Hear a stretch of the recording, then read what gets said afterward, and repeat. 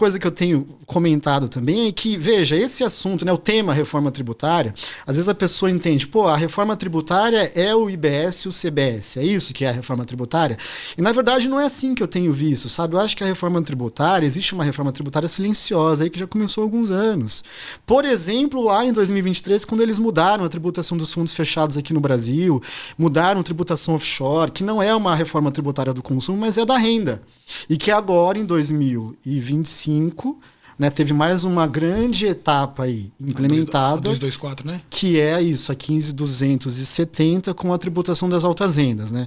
Tem gente que fala tributação das altas rendas, tributação dos dividendos, imposto de renda mínimo, mas foi um movimento relevante dentro dessa reforma tributária, que não é a reforma tributária do consumo, mas sim a reforma tributária da renda, que já começou há 3 anos atrás, mais ou menos. Que no 8º parágrafo, que lá em janeiro disseram que não ia fiscalizar o PIX, mas no artigo 8º ele vai fiscalizar. É outro tema, né? É outro assim, barulho. Você vê, quando a pessoa fala assim, pô, me resume aí, doutor, me resume. Pô, a gente tem diversas frentes.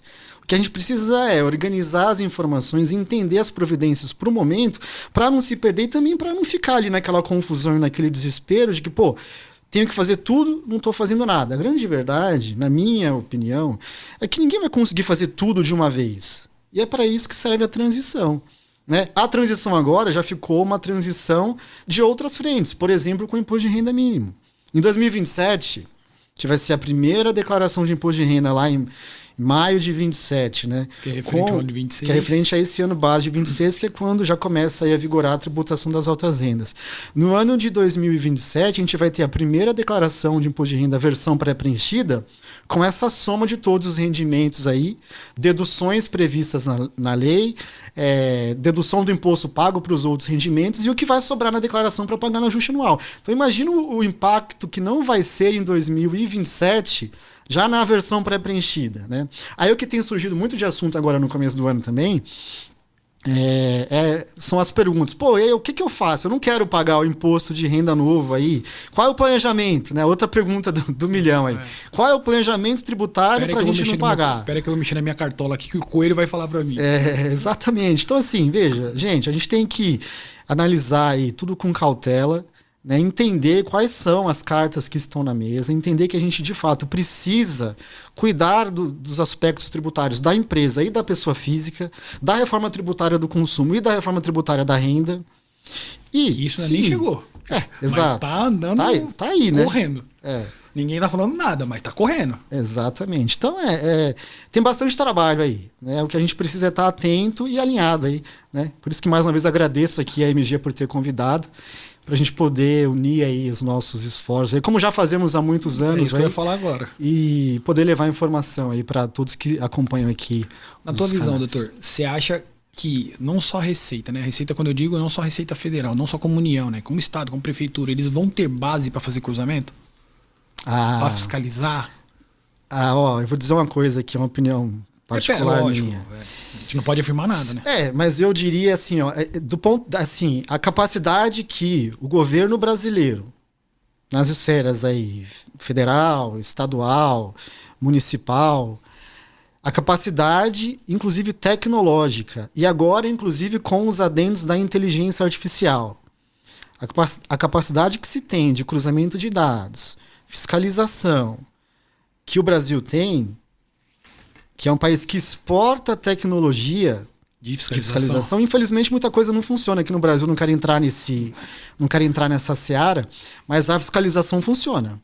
Então, assim, se eu puder dar uma visão que isso não tem base técnica, mas é um palpite, vamos dizer assim, eu diria que eles vão conseguir cruzar. Eu diria que a informação eles têm e que eles vão cruzar. Quando eles vão conseguir usar, como eles vão conseguir gerar aí as intimações automáticas, não sabemos ainda. Mas a informação está lá e a MG sabe, né? Vocês da MG sabem muito bem disso. Isso veio da época do SPED. Lembra do SPED? Né? Lá em meados de 2014 tinha a DIPJ. Isso. A DIPJ foi extinta. Né? Você vê, agora já tem 12 anos isso. Estou aqui, estou falando aqui, estou pensando.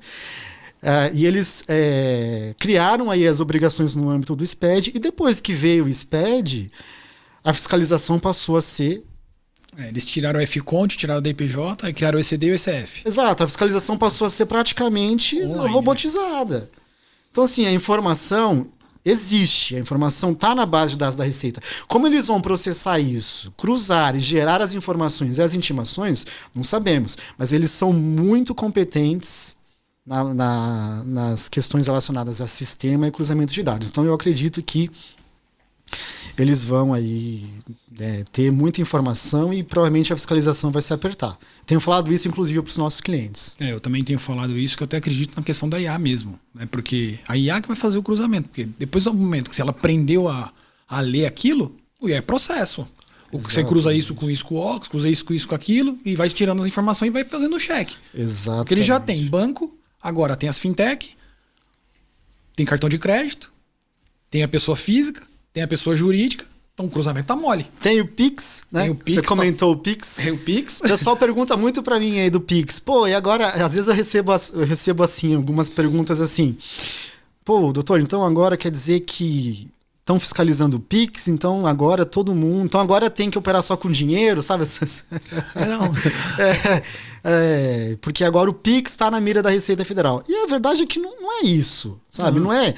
é o Pix que fez com que a Receita tenha apertado a fiscalização, que fez com que novos mecanismos de cruzamento tenham surgido. Não é, o Pix é só mais um. Né? História de cartão de débito e crédito, obrigações no âmbito do SPED, sabe? O reporte de informações via COAF. Tem mais essa. Movimentação enfim, de dinheiro, todas as obrigações acessórias que existem, olha a quantidade, mesmo fora do âmbito do SPED, aquelas mais antigas de IMOB, de IMOF.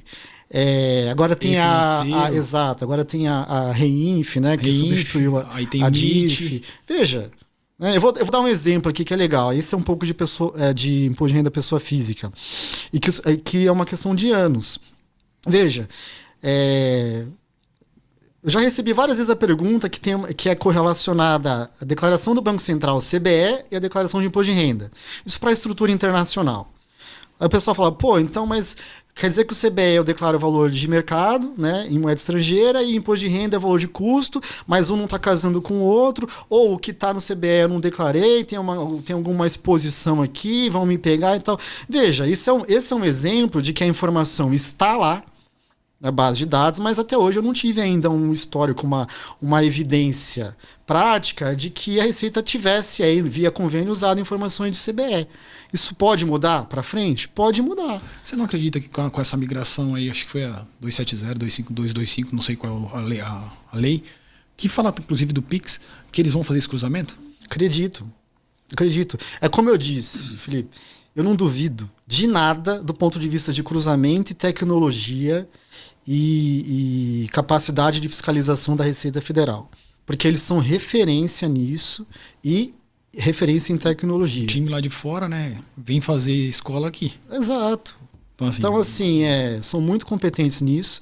Né? A minha recomendação, eu tenho recomendado fortemente, olha, ajustem, declarem, cuidem, observem os... Né? Agora, por exemplo, aí tem o REARP aberto aí, o Regime Especial de Avaliação e Regularização Patrimonial. Isso, Né? Regularização e avaliação patrimonial, né? Para bens não declarados.